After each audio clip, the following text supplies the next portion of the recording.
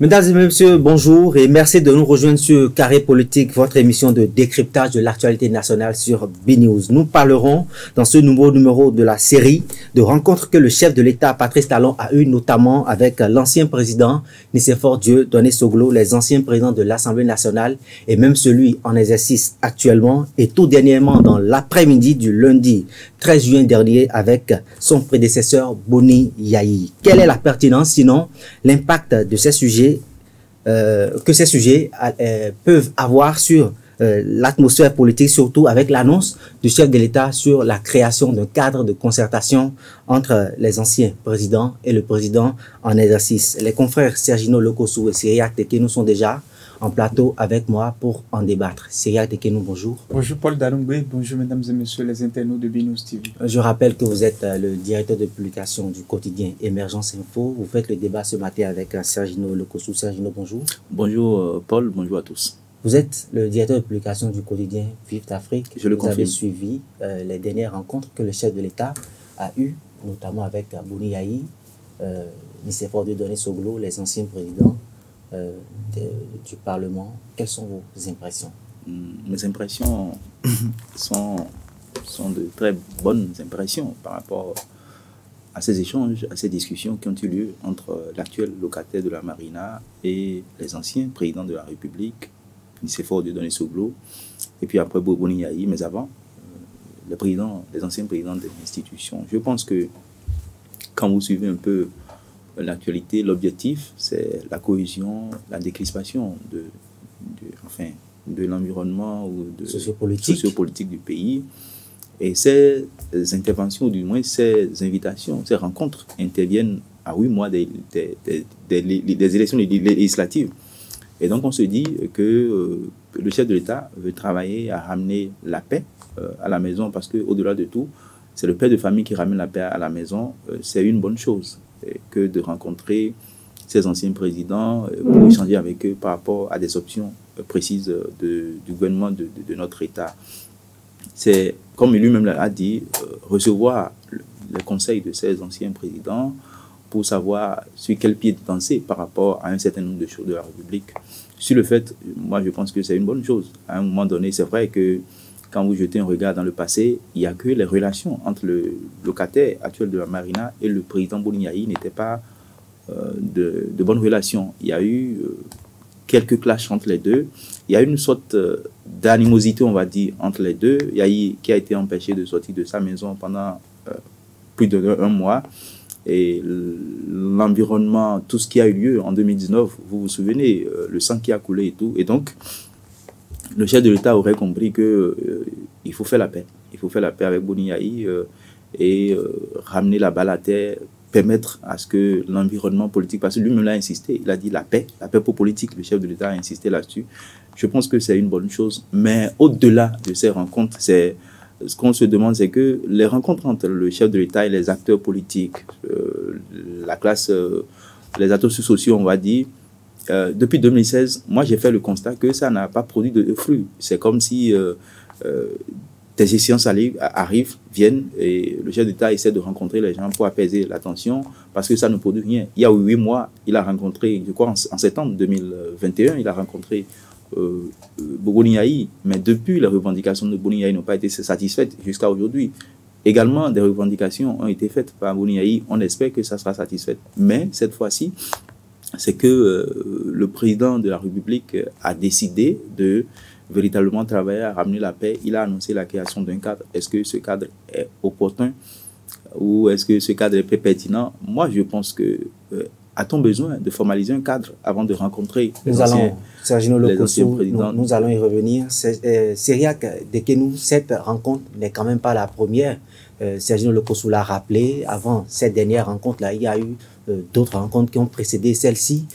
Quelle est, selon vous, l'opportunité de ce pour que le chef de l'État initie d'autres rencontres avec ses prédécesseurs et même les anciens présidents de l'Assemblée nationale? Je dois avouer que c'est une démarche qu'il convient de saluer, d'abord saluer ceux qui ont répondu favorablement à cet appel-là, parce qu'on sait quelle est cette inimitié que se vouaient l'ex-chef de l'État Boni Yayi et son successeur Patrice Talon. Qu'aujourd'hui, les deux hommes en arrivent à se rencontrer, c'est une très bonne chose. C'est vrai que ce qui polarise l'attention de toute la classe politique et d'ailleurs de tout le peuple béninois, ce n'est pas la rencontre de Patrice Talon avec les anciens présidents de l'Assemblée nationale ou l'ancien président Nicéphore Dieudonné Soglo, non. Et vous l'aurez constaté en tant que journaliste, que ce soit sur la toile, au niveau des chaînes de télévision, dans l'ensemble, au niveau des masses médias en général, que la rencontre qui a polarisé l'attention de tout le monde, c'est la rencontre Boni Yayi, Patrice Talon. Cela démontre combien de fois on sait quand même celui qui, au-delà de tout, parmi tous ceux qui ont été rencontrés, a un certain charisme et qui, au regard quand même de son passé, pèse beaucoup plus dans la balance en ce qui concerne le fait de ramener la paix en République du Bénin. Ce n'est pas que nous sommes en guerre, mais on sait quand même qu'il y a des tensions liées aux dernières élections législatives de 2019, avec les morts, liées aussi à l'élection présidentielle de 2021, où il y a eu également aussi des morts et aussi des candidats, des ex-candidats qui sont aujourd'hui détenus à la prison. Donc c'est tout un ensemble.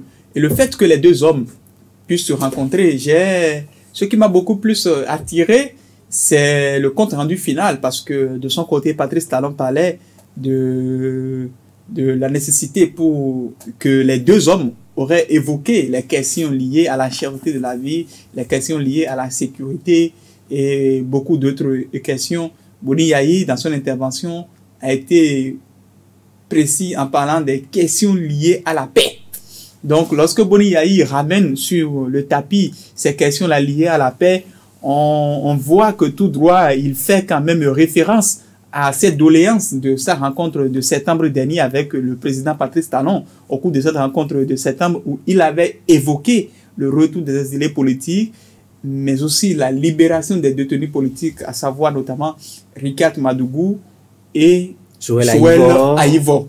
Et bien d'autres, puisqu'on sait qu'il y a des caciques des FCBE, les FCBE d'entre-temps, je ne parle pas des FCBE recyclés dirigés par Paul Oupé, non, les FCBE d'antan qui aujourd'hui sont en prison, les Paulins d'Osaïro. Cependant, il ne faut pas perdre de vue qu'il y a quand même dans l'ombre beaucoup de choses qui sont faites, parce que on se rappelle qu'après, juste après la rencontre entre les deux chefs de l'État en septembre dernier, que s'en est suivi la libération de pas mal de personnes qui étaient impliquées dans les violences politiques.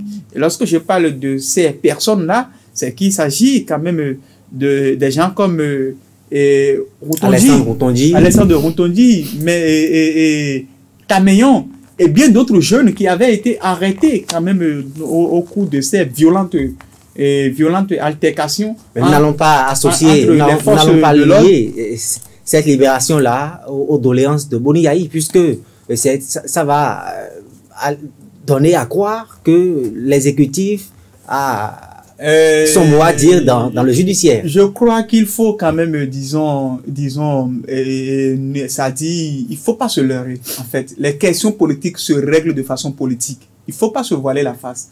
Qu'on le veuille ou pas, lorsque des gens qui sont condamnés, comme Joël Aïvo, Rikat Madougou, aujourd'hui, décident de ne pas faire appel de leur condamnation, c'est qu'ils savent, dans leur état d'âme que les raisons pour lesquelles ils sont aujourd'hui détenus, que ce sont essentiellement des raisons politiques.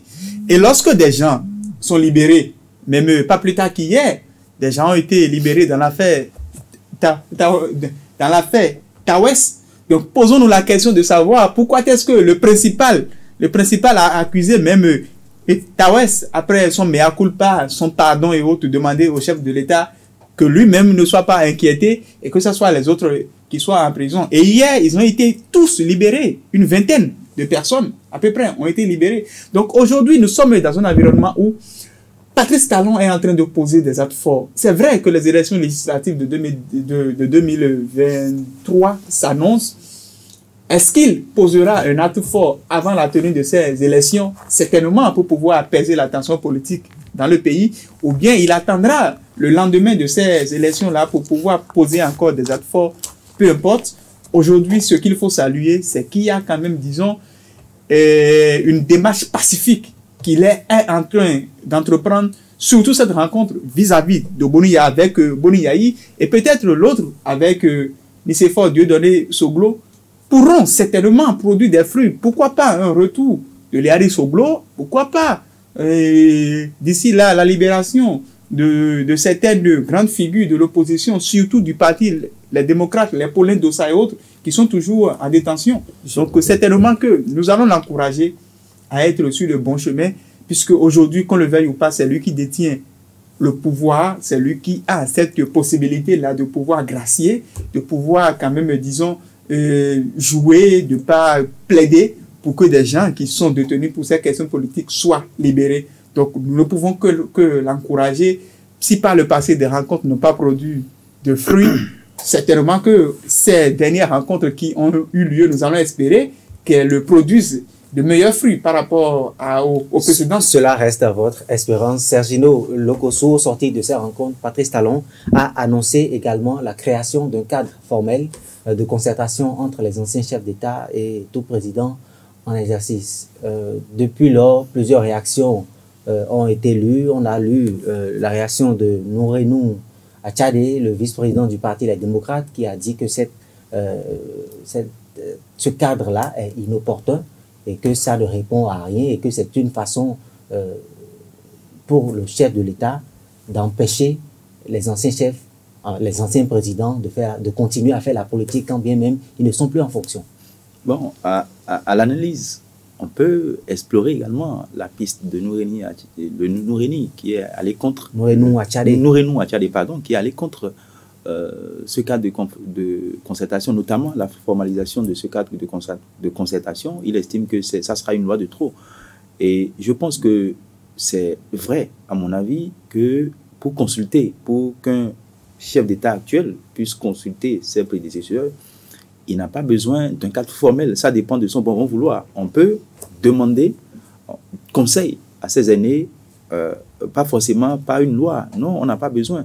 Mais je pense que, comme Nourenou Achadé, je crois, et que ce cadre de concertation, va quelque part, il faut l'avouer, empêcher les anciens chefs d'État de faire encore de la politique. Parce que, anciens chefs d'État, vous êtes dans un cadre de concertation. Donc, ça veut dire que vous devriez être neutre pour apporter votre contribution à l'évolution de la société, à la façon dont le chef de l'État actuel est en train de gouverner le pays.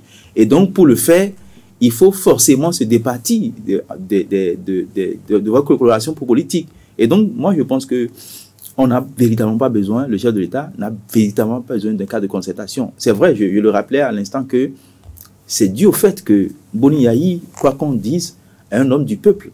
Et Talon est en train de gérer le peuple, Talon est en train de gérer l'État. Et donc, Talon a compris aujourd'hui et qu'il faut composer avec Boni Yayi, quoi qu'on dise, parce que Yayi est l'homme du peuple. Boni Yayi est l'homme du peuple, le président Boni Yayi est l'homme du peuple, quoi qu'on dise, malgré le fait que son parti lui a été arraché et tout, mais il continue toujours d'être l'homme du peuple et sa voix porte. Et donc, l'image que ça renvoie dans l'opinion publique, d'échanger avec Boni Yayi, c'est important. À la veille des législatives, ça montre que véritablement, comme l'a rappelé Syriac, le chef de l'État est en train de travailler à ramener la paix dans le pays. Il faut le reconnaître. Et donc, moi, je pense que c'est peut-être un début de paix, on va le dire. Les élections s'approchent, mais ça saute à l'œil. On peut se dire. Et il y a beaucoup de voix et qui pensent également que c'est peut-être dû à une pression qui vient de je ne sais où et que ça a été la façon dont les concertations sont menées, c'est pour montrer au peuple que le chef d'État veut se réconcilier avec son peuple. Parce qu'il faut l'avouer, quelque part, il a baissé dans l'estime du peuple. Et donc, c'est une façon de lui de grimper dans l'estime du peuple. Surtout que nous sommes à la veille des législatives, il faut ramener la paix. Parce qu'aujourd'hui, il faut vous le rappeler, les démocrates, l'aile dure de l'opposition est en tournée. Et cette tournée est à charge. Et donc, pour pouvoir renverser tout ça, il faut quand même initier des choses. Il faut faire des choses pour prouver sa bonne foi. Et moi, je pense que ces concertations ces discussions qui ont lieu avec le président, avec les anciens chefs d'État, c'est forcément pour ramener la paix à la maison. C'est pour que les législatives qui vont se dérouler dans les prochaines semaines puissent bien se dérouler. Parce qu'il vous rappelle qu'il y a eu cette gestion là par le passé entre présidents d'institutions. Même l'ancien président de l'Assemblée nationale, il était même le président du comité qui a été, mis en place dans le temps pour pouvoir charger d'amener la paix, de faire un certain nombre de choses. Moi, je pense que fondamentalement, ça a été fait. Mais pourtant, ça n'a rien changé. Depuis 2016, les rencontres ne produisent pas des fruits comme on l'aurait souhaité. Mais si à un moment donné, le chef de l'État estime que, ah là, je gère un peuple, il faut que je prenne du recul pour pouvoir faire les choses comme cela se doit, c'est la bienvenue. Et moi, je pense qu'aujourd'hui, le chef de l'État a compris que les dernières élections, que ce soit législatives ou la présidentielle, le taux d'abstention est révélateur de ce qu'il n'est plus en odeur de sainteté avec son peuple. C'est vrai que des réformes sont engagées, mais comme Sia l'a rappelé, des questions politiques se règlent politiquement. Et tout le monde sait, dans le sérail du chef de l'État, que ce taux d'abstention est révélateur de ce que le peuple n'est plus avec le chef de l'État. Et donc, si à un moment donné, le chef de l'État estime corriger les choses, moi, je pense que c'est bon, mais de façon, on va dire, plus globale, on n'a pas besoin de formaliser un cadre de concertation avec les anciens présidents pour pouvoir demander conseil. Et pour demander conseil, on n'a pas besoin, ça dépend du bon vouloir. Même si on met cette loi, même si on votait cette loi-là, le président qui va venir après, le président Patrice Talon, peut refuser de ne pas utiliser ce cadre de concertation. Donc, je pense que nous partageons les mêmes appréhensions que Sergio Lokosso, qui a visiblement rejoint les craintes, sinon la position de Nouri Nouachadé. Non, en fait, vous savez, je pense qu'il faut aussi apprendre à assumer les conséquences de vos actes. Que vous soyez président de la République ou chef, quand même, disons, en train de diriger des hommes, les gens tiennent compte des actes que vous avez posés par le passé pour pouvoir peut-être apporter foi à ce que vous posez aujourd'hui comme acte ou pas. Vous savez, Patrice Talon doit quand même se mettre à l'idée que quels ont été les fruits de ces précédentes rencontres à la veille des diverses élections avec les partis d'opposition ou bien avec les personnes qui, en quelque sorte, sont dissidentes par rapport à sa gouvernance. On se rappelle de 2019. On se rappelle de 2019 où il y avait eu cette rencontre-là avec l'ensemble des partis politiques qui avaient été écartés des dernières élections législatives où des promesses fortes avaient été faites. Par la suite, ce n'est que UP et BR qui se sont retrouvés à l'Assemblée nationale. Bien après cela, à la veille de l'élection présidentielle, au cours de sa tournée, il avait quand même, c'est-à-dire, il avait porté le manteau d'homme de paix et avait prophétisé combien de fois toutes les formations politiques, il veillerait personnellement il avait donné un certain à ce qu'elles aillent aux élections. Mais même si cela ne dépend pas de vous totalement, le boycott et un certain nombre de réticences, il faut avouer que celui que tout le monde regarde, celui que toute la classe politique regarde, c'est vous, parce que c'est vous qui avez les pouvoirs et la manette, la capacité de pouvoir modifier les choses. Donc, qu'aujourd'hui, qu'il y a eu cette rencontre et que l'on veuille peut-être initier un cadre de concertation à la place du président Patrice Talon, je pense que je dois quand même précéder la création ou bien la formalisation de ce cadre de concertation d'actes forts. Et les actes forts qui certainement donneront foi aux gens pour pouvoir croire à la création et à la tenue effective d'un cadre de concertation des anciens chefs de l'État, c'est la libération de ceux qui certainement sont détenus. Si il faut forcément créer d'abord un cadre où les gens n'ont pas forcément le pouvoir de modifier les choses, où les gens n'ont pas forcément cette capacité-là de pouvoir obtenir ce pourquoi ils viennent au sein de ce cadre de concertation, ça ne sert absolument à rien. Donc les gens, certainement aujourd'hui, compte tenu de ce passé-là, compte tenu de ces diverses rencontres infructueuses avec le président Patrice Talon par le passé, craignent aujourd'hui que ça soit certainement aussi un cancon, ou bien c'est-à-dire un environnement dans lequel on veut les mettre peut-être pour les empêcher de continuer leur carrière politique. Parce que Boni Yayi, qu'on le veuille ou pas, on le dit, il y a le chef de file officiel de l'opposition, Paul Roumpé, mais il faut avouer que le chef de file, le vrai chef de file de l'opposition béninoise, on sait que c'est Boni Yayi, et c'est très bien déjà. Mais si on s'en tient à l'harmonie aujourd'hui qui règne au sein de Boni Yayi et de Patrice Talon, on peut déjà dire, selon vos propos, si je m'en tiens à vos propos bien sûr, qu'il n'y a plus d'opposition. Non, en fait, il faut jamais voir les choses de la sorte, parce que on se rappelle comme si c'était hier de cette rencontre entre Boni Yayi et Patrice Talon à Abidjan. Mais est-ce que cela a empêché à ce qu'il y ait eu quand même, disons, des clashs énormes entre les deux hommes. Nous sommes en politique et en fonction des intérêts, les choses peuvent changer du jour au lendemain. Et qu'on le veuille ou pas, ce qui les a longtemps opposés, les gens n'ont pas oublié, que ça soit PVI, que ça soit fait tentative d'empoisonnement, que ça soit fait tentative de coup d'État, que ça soit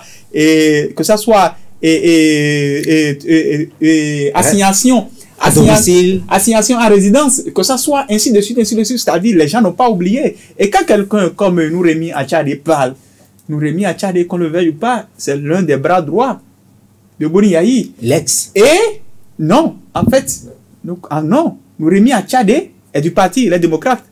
Tout à fait. Donc, c'est l'un des bras droits de Boni Yayi. Tout à fait. Et il y a aussi un fait qui doit aussi attirer votre attention. Je ne sais pas si vous l'avez remarqué. Pourquoi est-ce que, à l'issue de cette toute dernière rencontre, Boni Yayi n'a pas fait de communiqué sur sa page Facebook? Cela devrait déjà commencer par là. Cela voudrait dire qu'aujourd'hui, on est quand même dans un contexte où l'on est fier que les deux hommes se rencontrent. Et l'on souhaite vivement qu'il y ait vraiment cette paix des braves là, pour que l'on puisse assister quand même, disons, à un apaisement de la tension politique. Et pour que peut-être Yayi Boni délègue le rôle d'opposition là à d'autres personnes. Pour devenir quoi? Non, en fait, vous savez, aujourd'hui, qu'on le veuille ou pas, Yayi Boni, c'est une figure importante de l'opposition. D'ailleurs, une figure importante de la scène politique au Bénin. Béninoise. Permettez à ce qu'aujourd'hui, Liadi Soglo rentre au pays, que vous ne verrez plus jamais Nicéphore Dieudonné Soglo dans une posture d'opposant au régime du président Patrice Talon. Parce qu'il va déléguer ce rôle à son fils. En fait, non, c'est pas ça. On sait pourquoi chacun des acteurs aujourd'hui est opposé au président Patrice Talon. Et Yayi Boni aujourd'hui, compte tenu du fait que des gens qui lui ont été très proches, c'est-à-dire Komi Koutié, Djanote et bien d'autres personnes se retrouvent en exil, ce sont des actes qui font qu'aujourd'hui, Boni Yayi aujourd'hui ne peut pas totalement se retrouver en odeur de sainteté avec le président Patrice Talon. Et qui sait, peut-être, on s'attendait tous à ce que l'opposition à la gouvernance du président Patrice Talon soit une opposition à Diavon Talon. Et que ce soit peut-être les deux ex-chefs de l'État qui essayent quand même, disons, de concilier les deux hommes. Et nous préférons aujourd'hui voir les deux hommes dans cette posture-là. Donc, que la création d'un cadre de concertation soit précédée d'actes forts. Le président Patrice Talon est à saluer pour les efforts qu'il a su faire. Et le président Boni Yayi aussi est à saluer pour le fait que, depuis quelque temps, il a décidé de ne plus quand même, disons, jouer et de ne plus manquer les diverses invitations de son successeur, parce que par le passé, on sait combien de fois il a posé des lapins à l'actuel chef de l'État. Donc, c'est notre souhait. C'est très bien. Nous devons les encourager le président Patrice Talon à poser des actes forts et pour la paix et la concorde dans le pays. Et les actes forts, c'est les législatives à venir. Il faut quand même travailler à ce que les législatives soient des initiatives inclusives, parce que le code électoral tel qu'il est aujourd'hui ne permet pas à certaines formations politiques comme le PAD qui a fait ses preuves. En tout cas, on attend de voir. Est-ce que, comme l'a rappelé Syriac Deken tout à l'heure, est-ce que ces rencontres ne sont pas initiées à des dessins pour laisser les choses évoluer, le code ainsi, afin qu'on n'ait pas véritablement des opposants lors des prochaines élections à venir. Et donc, en tout cas, avant les élections passées, il y a eu cette concertation, il y a eu cette discussion, mais pourtant ça n'a rien changé. Ça n'a rien changé. Il a rappelé, c'est l'UP et le BSL qui sont ces deux formations politiques qui sont allées aux élections. Justement, mais finalement, on n'a pas eu un dernier tournant pour sortir de cette émission. Quelles sont les formations politiques que vous attendez au sein de la prochaine mandature à l'Assemblée nationale? En tout cas, moi, j'attends toutes les formations politiques existantes et qui sont en règle vis-à-vis de tout ce qu'il y a comme loi, charte des partis politiques, code électoral. Si les partis politiques, toutes les formations politiques arrivent à respecter les dispositions du code électoral, pourquoi ne pas les voir au Parlement? Moi, je veux voir tous les partis au Parlement. Déjà, ils travaillent, parce que aller au Parlement, c'est un travail de fond. Il faut que ces partis travaillent à avoir une assise dans toutes les circonscriptions électorales du pays pour pouvoir aller aux élections. C'est vrai que nous, il y a quand même la barrière des 10%. Vous pensez qu'un parti comme MPL peut atteindre les 10% et se retrouver à l'Assemblée nationale? Non, en fait, j'ai coutume de dire ceci. on a décidé quand même, disons, de toiletter les lois électorales en République du Bénin parce que l'on voudrait quand même avoir des partis politiques forts. Si vous n'êtes pas en mesure de pouvoir quand même atteindre la haute barre mis en vigueur sur la scène politique béninoise, le mieux c'est d'aller se fondre dans d'autres formations politiques comme beaucoup d'autres formations politiques l'ont fait. Aujourd'hui, on sait très bien que une élection législative à laquelle la formation politique emblématique de l'opposition que constituent les démocrates aujourd'hui ne participerait pas et ne réussirait peut-être pas à obtenir des sièges sera qualifiée d'élection quand même, disons, telle qu'on le... Non inclusive.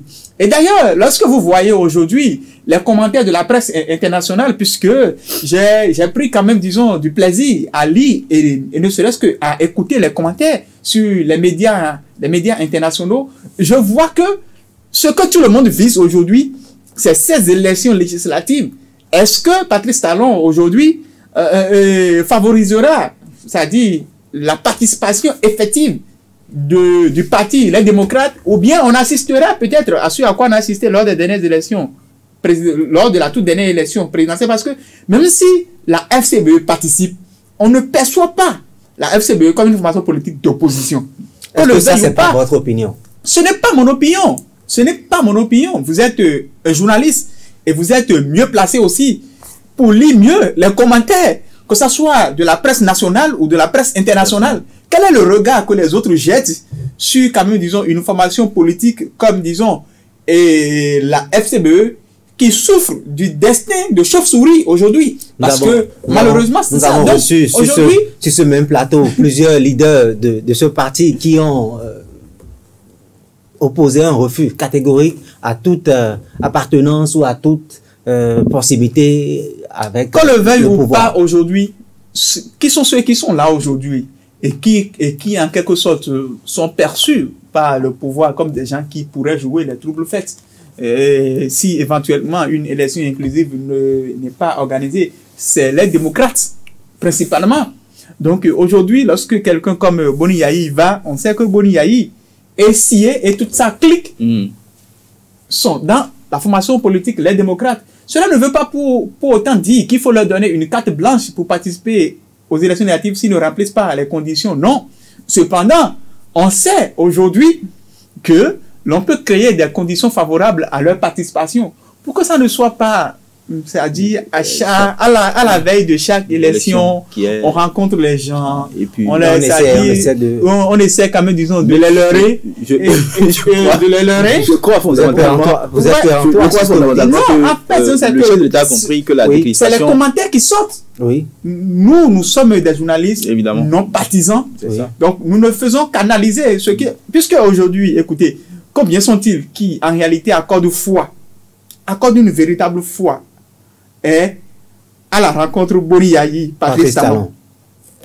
Très peu. Donc je crois que le chef de l'État a compris, il y a, comme l'a rappelé Siak Deken tout à l'heure, il y a eu des commentaires, des insinuations. Après cette rencontre-là, beaucoup pensent que le chef de l'État veut finir sa mandature en beauté.